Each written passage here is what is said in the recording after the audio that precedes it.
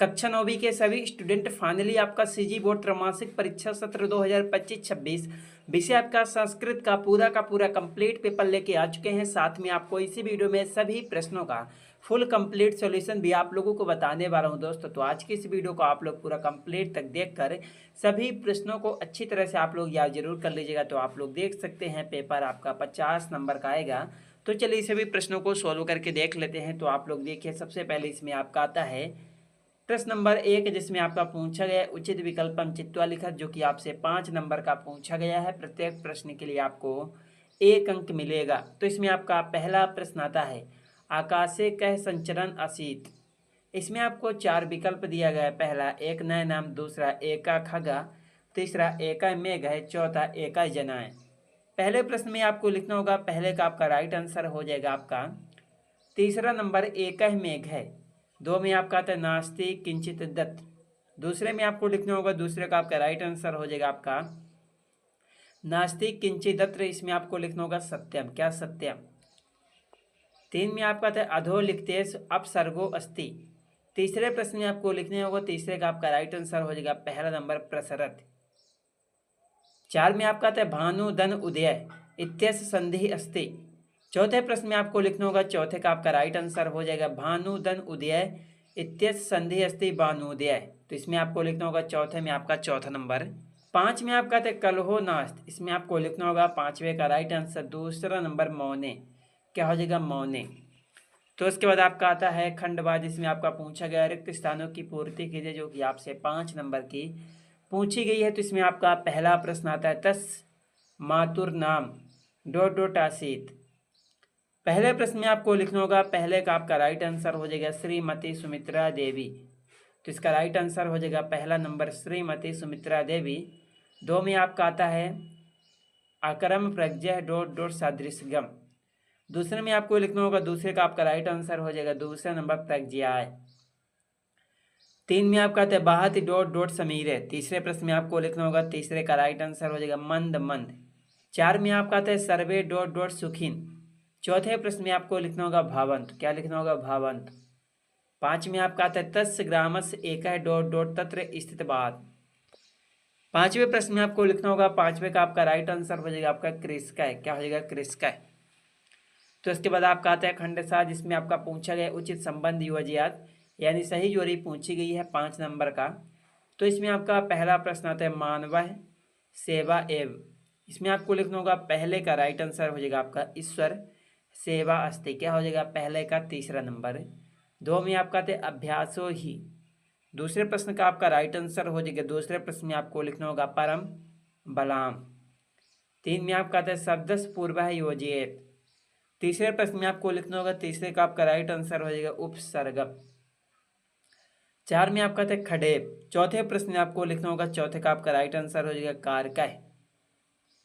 5 में आपका आता है सत्येन तपत। इसमें आपको लिखना होगा रवि, क्या लिखना होगा रवि।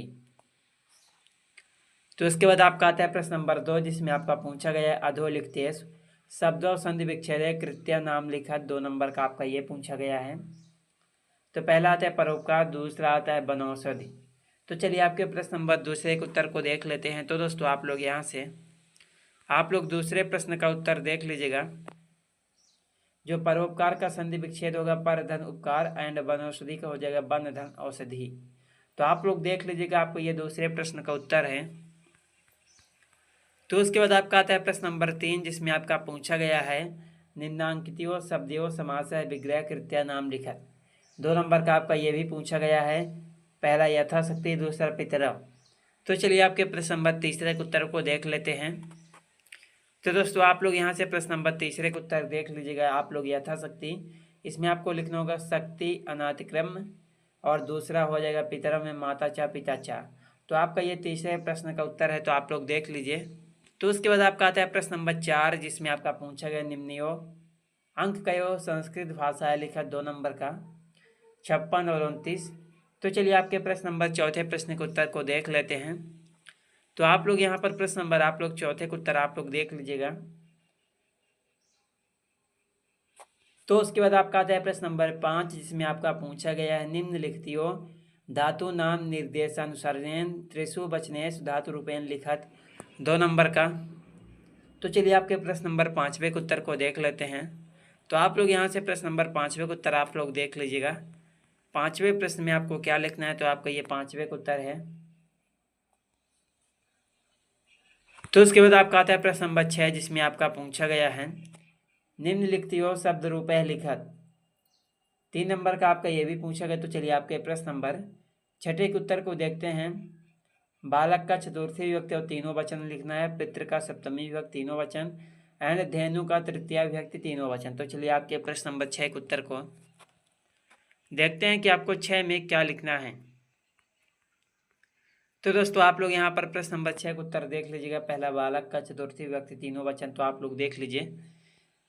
उसके बाद आपका पितृ का सप्तमी विभक्ति और तीनों वचन, उसके बाद आपका धेनु का तृतीय विभक्ति और तीनों वचन। तो आपका ये प्रश्न नंबर 6 का उत्तर है।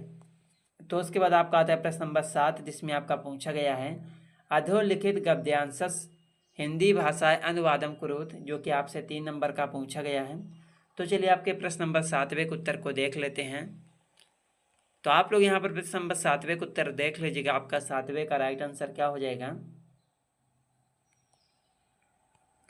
तो इसके बाद आपका आता है प्रश्न नंबर 8, जिसमें आपका पूछा गया है अधोलिखित गद्यांशस हिंदी भाषाएं अनुवादम कुरुत, जो कि आपसे 3 नंबर का पूछा गया। तो चलिए आपके प्रश्न नंबर 8वें प्रश्न के उत्तर को देख लेते हैं। तो आप लोग यहाँ पर प्रश्न नंबर 8वें का उत्तर आप लोग देखिए।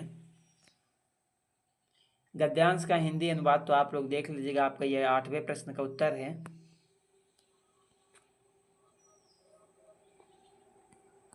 तो उसके बाद आपका आता है प्रश्न नंबर 9, जिसमें आपका पूछा गया है अधोलिखित श्लोकस हिंदी भाषाएं अनुवादम। तो चलिए आपके प्रश्न नंबर 9वें प्रश्न के उत्तर को देख लेते हैं कि आपको 9वें में क्या लिखना है। तो आप लोग यहाँ पर प्रश्न नंबर 9वें का उत्तर देखिए। श्लोक का हिंदी अनुवाद हो जाएगा उद्योग में दरिद्रता नहीं होती, मौन में कला नहीं होती और जागते रहने पर भय नहीं होता। तो आपका यह 9वें प्रश्न का उत्तर है। तो उसके बाद आपका आता है प्रश्न नंबर 10, जिसमें आपका पूछा गया अधोलिखित श्लोकस हिंदी भाषाएं अनुवादम कुरुत, जो कि 3 नंबर का पूछा गया है। एंड उसके बाद आपका आता है प्रश्न नंबर 11, अस्मिन् प्रश्न पत्रे समगात विहाय स्व पाठ्य पुस्तकत संकलित। एंड उसके बाद आपका 12, उसके बाद आपका आता है प्रश्न नंबर आपका 13, 4 नंबर का। एंड उसके बाद आपका आता है प्रश्न नंबर 14, उसके बाद प्रश्न नंबर 15 आता है। एंड उसके बाद आपका प्रश्न नंबर 16, 17 आता है। एंड उसके बाद आपका 18 आता है। तो आप लोग इन सभी प्रश्नों को आप लोग अच्छी तरह से देखकर याद जरूर कर लीजिएगा। कहीं पर भी आपको डाउट होगा कमेंट बॉक्स पर कमेंट जरूर कीजिएगा। चलिए मिलते हैं किसी नेक्स्ट वीडियो में आपसे।